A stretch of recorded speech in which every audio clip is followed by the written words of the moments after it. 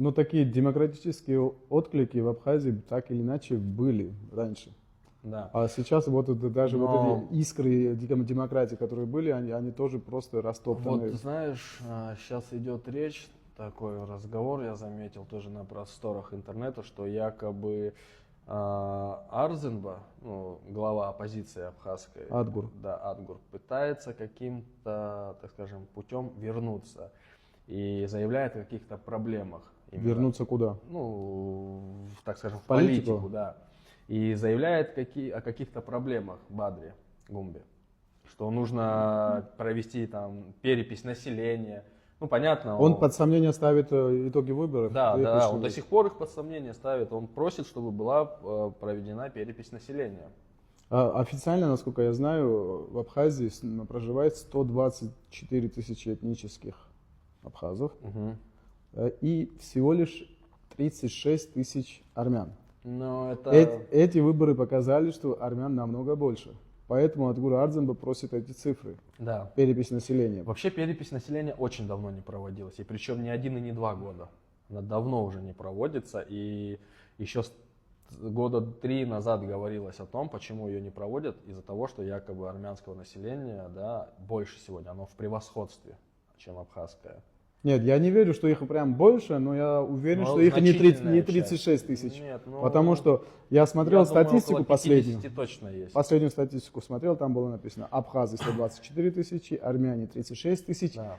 И самое интересное, мигрелы 38 тысяч. Не О. грузины, а мигрелы 38 Да, тысяч. да. То есть, ну, не знаю, к чему данными действиями придет Адгур, но, может быть, это ему даст какую-то дополнительную силу, если подтвердится то, что действительно А он Бадру ничего не выбрали сможет, армяне. он ничего не сможет сделать, если не будет со Ну, стороны а может, населения он и не поддержки. будет делать, потому что, да, он, может, и сделал данное заявление одноразово.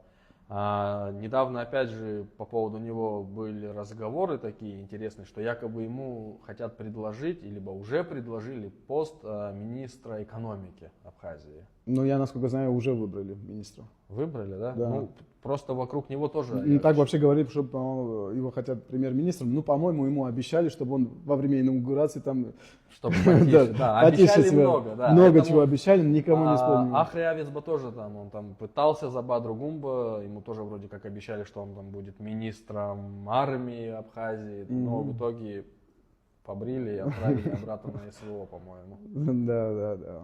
Он любит там Такие находиться. вот дела. То есть, опять, все процессы, которые сегодня есть, это все ведет к тоталитарному контролю. А как ты Всех думаешь, и вся. случайно Москва конкретно Кириенко туда послала? Это там вообще ни при чем то, что он там родом из Абхазии. Просто он на Нет, пятерку я исполняет думаю, все заказы Кремля. Да, это 100%. Нет, Он но, исполнитель. Да, и все равно, я думаю, вот эта вот часть, что он там родился, она все равно как-то присутствует. Потому что если не просто так люди тоже пишут, что он тут родился, он там все правильно делает, действительно. Кто-то в Он это и всегда вот такими квази Кто-то в это территориями правда занимался, верит. понимаешь? Он Да. и в Украине такими же вещами занимался. Он же не родом с Донецка был, но его туда послали, Как так оказывалось, называемую потом Донецкую все Народную территории, Республику. где он был в Украине, перешли под полный контроль России. Да, ну ему дает, конкретный заказ дает Путин, чтобы все, наладить там порядок, а порядок они называют что? Русифицируют. Да.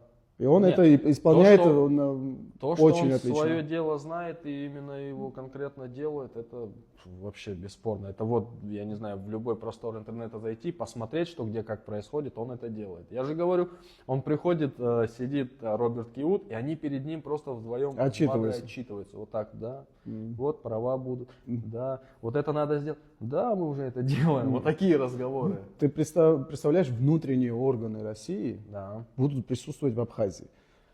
Вообще, о какой независимости идет речь и насколько Россия уважает их независимость, только вот этими поведениями уже понятно.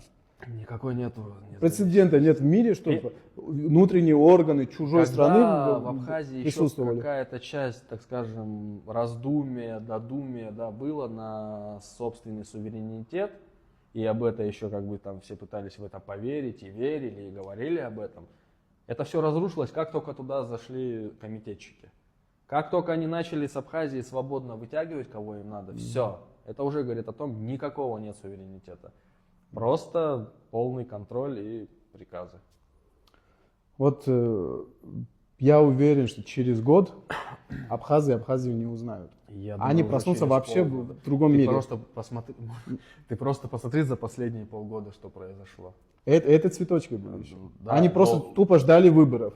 Вот сейчас после выборов все, что делалось маленькими шажками, будет делаться галопом.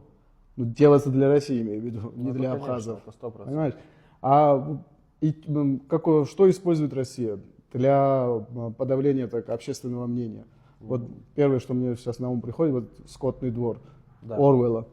Там фермером Джонсоном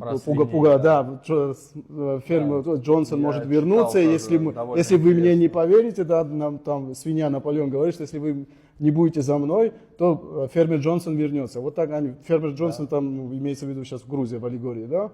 Если вы не со мной будете, то Грузия придет и все, вас всех накажет. Что является полным абсурдом, наоборот. Единственный шанс на выживание у абхазов – это воссоединение с Грузией. Больше ничего. Я с тобой полностью согласен, и я поддерживаю я бы сам хотел, чтобы эта история продолжалась. Но опять же, вот знаешь, я иногда задумываюсь о том, что уже довольно... Есть люди, которые смотрят в Абхазии в сторону Тбилиси. Есть такие. Были и те, кто открыто об этом в эфирах говорил, ну, как показывала практика, потом у них проблемы были. Есть те, которые сюда приезжают, и мы с ними неоднократно виделись, и они уже говорят об этом. Но вот как я задаюсь таким вопросом, действительно, если масса, большая часть населения позволит, захочет это сделать, там, я не знаю, может быть, референдум какой-то провести, либо еще что-то, им позволится это сделать? Я тебе скажу больше. Любой референдум, проведенный на этой территории, считается нелегитимным. Да. Без участия Грузии референдумы, они нелегитимны. А если Грузия даст добро, скажет, давайте, проводите? А Грузия без участия всех жителей Абхазии не может провести референдум. Нет, я имею в виду, вот смотри, если действительно... Можно сделать только опрос. Максимум. Никакого референдума. Чтобы провести за это референдум... тоже цепляются, да, знают, конечно. что не смогут, не сделают и не получится, и незаконно будет. Да? Незаконно будет. Мировое сообщество не примет ни один референдум, проведенный на территории Абхазии. Тогда какой, без грузин и без выход? всех, если беженцы все не вернутся, вынуждены переселенные лица. Нет, я имею в виду о том, что в сторону Тбилиси идти. Вот сегодня, если большая часть, значительная часть Абхазии захочет иметь отношения с Тбилиси, да, и идти туда, это возможно будет для них сделать? Это можно только как опрос. Только как опрос. Потому что пока официально у территории есть статус оккупированного, там официально ничего не проводится. Ну да, там скорее всего, там не то, что, ладно, Следственный комитет России, там скорее всего даже, которые службы абхазские находятся, они не позволят народу расслабиться. Потому что, понятно, они тоже чем сегодня занимаются. Это уже в сфере фантастики, чтобы там кто-то провел такой опрос или референдум, это просто невозможно. Никто не даст провести. Не, даже если бы опрос кто-то смог провести, просто опрос. Я бы провел, знаешь, какой опрос, как тебе сказать, скрытный. Да, ради наглядности. Посмотреть на процент жителей, которые действительно смотрят в сторону Тбилиси. Которые безбоязненно смогут зафиксировать свое мнение, где не будет их имен и фамилий. Просто количественно посмотреть, сколько людей рассматривают возможность воссоединения с Тбилиси. Но какие плюсы это приносит, они же этого не знают. Никто же им не дает права это узнать.